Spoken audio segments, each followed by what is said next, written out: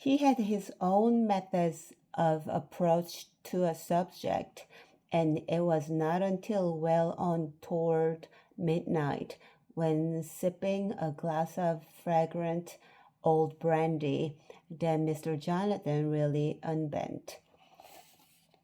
In Oriental fashion, he had appreciated Hercule Poirot's courteous refusal to rush him in any way. Now, in his own good time, he was willing to elaborate the theme of the Crail family. Our firm, of course, has known many generations of the Crails. I knew Amyas Crail and his father, Richard Crail, and I can remember Enoch Crail, the grandfather, country squires, all of them, country squires, all of them, thought more of horses than human beings. They rode straight, liked women, and had no truck with ideas. They distrusted ideas, but Richard Crail's wife was cram full of ideas, more ideas than sense. She was poetical and musical. She played the harp, you know. She enjoyed poor health and looked very picturesque on her sofa. She was an admirer of Kingsley. That's why she called her son Amyas. His father scoffed at the name, but he gave in. Amyas Crail profited by this mixed inheritance. He got his artistic trend from his weakly mother, and his driving power and ruthless egoism from his father. All the Crails were egoists. They never by any chance saw any point of view but their own. Tapping with a delicate finger on the arm of his chair, the old man shot a shrewd glance at Poirot. Correct me if I'm wrong, M. Poirot, but I think you are interested in character, shall we say? That, to me, Poirot replied, is the principal interest of all my cases. I can conceive of it, to get under the skin, as it were, of your criminal. How interesting, how absorbing. Our firm, of course, has never had a criminal practice. We should not have been competent to act for Mrs. Crail, even if taste had allowed. Mayhews, however, were a very adequate firm.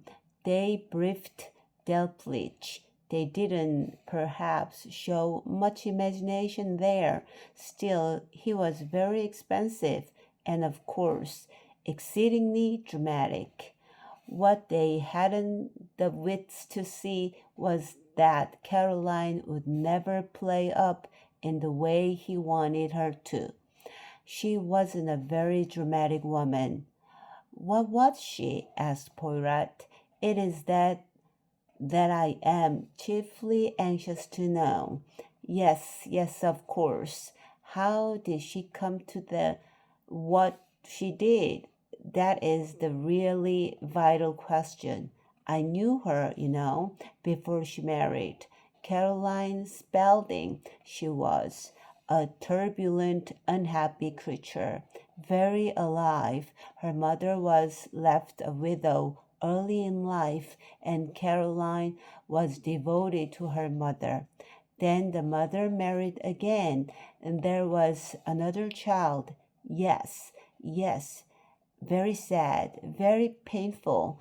These young, ardent, adolescent jealousies. She was jealous? Passionately so. There was a regrettable incident. Poor child, she blamed herself bitterly afterward. But you know, and Poirot, these things happen. There is an inability to put on the brakes. It comes, It comes with a maturity. But what really happened? Asked Poirot. She struck the child. The baby flung a paperweight at her. The child lost the sight of one eye and was permanently disfigured. Mr. Jonathan sighed. He said, "You can imagine the effect a simple question on that point had at the trial." He shook his head. It gave the impression that Caroline Crail was a woman of ungovernable temper. That was not true. No, that was not true. He paused and then resumed. Caroline Spalding came often to stay at Elderberry. She wrote well, and she was keen. Richard Crail was fond of her. She waited on Mrs. Crail and was deft and gentle. Mrs. Crail also liked her. The girl was not happy at home. She was happy at Elderberry. Diana Crail, Amna's sister, and she were, by way of being friends, Philip and Meredith Blake, boys from the adjoining estate, were frequently at Elderberry. Philip was always a nasty, money-grubbing little brute. I must confess I have always had a distaste for him, but I am told that he tells a very good story and that he has the reputation of being a stanch friend. Meredith was what my contemporaries used to call namby-pamby, liked botany and butterflies and observing birds and beasts. Nature study, they call it nowadays. Ah, dear, all the young people were a disappointment to their parents. None of them ran true to type. Hunting, shooting, fishing. Meredith preferred watching birds and animals to shooting or hunting them. Philip definitely preferred town to country and went into the business of money making. Diana married a fellow who wasn't a gentleman, one of the temporary officers in the war. And Amnias, strong, handsome, viril Amnias, blossomed into being a painter. Of all things in the world, it's my opinion that Richard Crail died of the shock. And in due course, Amnias married Caroline Spalding. They'd always fought and sparred, but it was a love match all right. They were both crazy about each other, and they continued to care, but Amnias was like all the Crails, a ruthless egoist. He loved Caroline, but he never once considered her in any way. He did as he pleased. It's my opinion that he was as fond of her as he could be of anybody, but she came a long way behind his art. That came first, and I should say at no time did his art give place to a woman. He had affairs with women. They stimulated him, but he left them high and dry when he'd finished with them. He wasn't a sentimental man, nor a romantic one, but he wasn't entirely a sensualist either. The only woman who he cared a button for was his own wife. And because she knew that, she put up with a lot. He was a very fine painter, you know. She realized that and respected it. He chased off his amorous pursuits and came back again, usually with a picture to show for it. It might have gone on like that if it hadn't come to Elsa Greer. Elsa Greer. Mr. Jonathan shook his head. Poirot said, "What of Elsa Greer? She was, I believe, a crude young woman with a crude outlook on life. Not, I think, an interesting character.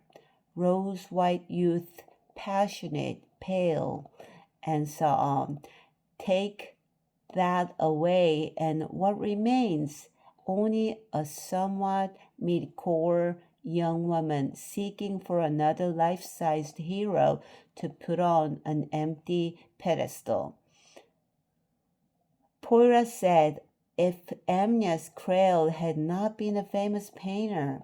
Mr. Jonathan agreed quickly. Quite. You have taken the point admirably. The Elsas of this world are hero worshippers. A man must have done something, must be somebody. Caroline Crale now could have recognized quality in a bank clerk or an insurance agent. Caroline loved Amyas Crale the man, not Amyas Crale the painter. Caroline Crale was not crude. Elsa Greer was. He added, "But she was young and beautiful, and to my mind, infinitely pathetic."